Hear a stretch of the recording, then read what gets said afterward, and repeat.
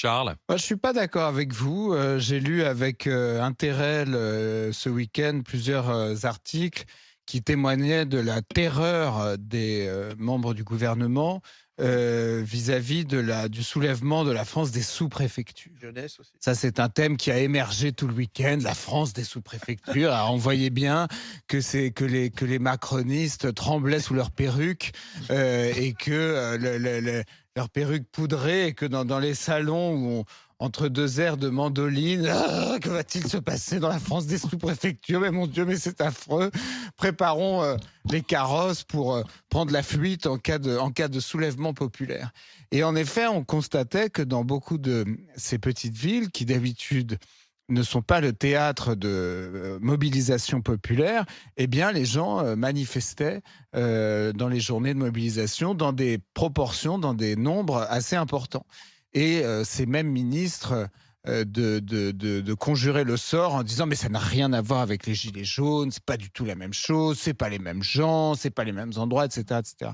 Moi, je crois que ça a tout à fait à voir et que y a une contestation qui prend en fait. Tu crois que les gens sont prêts à s'arrêter plusieurs jours de travailler? Je sais pas. Je pense que Sarkozy, par exemple, a fait une bonne analyse en disant que en fait, il ne faut pas laisser de marge à la négociation et que si on laisse du temps, comme l'a fait Elisabeth Borne, elle a voulu laisser plus de temps que ce qui était prévu initialement. Elle a téléphoné au syndicat. Là. Et elle se prend un peu les pieds dedans.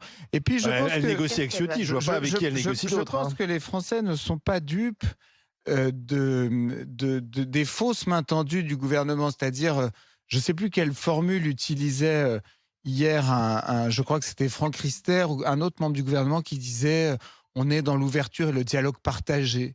Des espèces de formules complètement idiotes comme ça pour faire semblant qu'on est prêt à dialoguer, etc. Alors qu'il n'y a pas de vrai dialogue possible. En réalité, on voit bien. Mais moi, je pense, attention, il ne faut pas être dupe de la dramatisation parce que le coup de fil de Borne, c'est pour dire attention, ne bloquez pas le pays. Là, mais ne soyons pas naïfs. Il dramatise. Moi, je ne crois pas du tout à l'inquiétude du gouvernement. Je pense qu'il dramatise en disant ah non, ne bloquez pas le pays parce qu'ils essaient de rejeter la faute sur les syndicats en disant si le pays est bloqué, c'est vous qui avez organisé. Le coup de fil de Borne, en plus, elle n'appelle pas la CGT, elle appelle que FO, elle appelle que CFDT. Elle a appelé finalement. Non, mais elle appelle aussi pour faire semblant qu'elle dialogue. Oui, elle appelle aussi pour dire attention, l'heure est grave, vous n'avez pas bloqué le pays. Ne soyons pas dupes quand même. Je pense que c'est une bonne négociatrice. Ils peuvent avoir peur du patronat. Je pense qu'il y a. Le patronat, pour l'instant, soutient la réforme.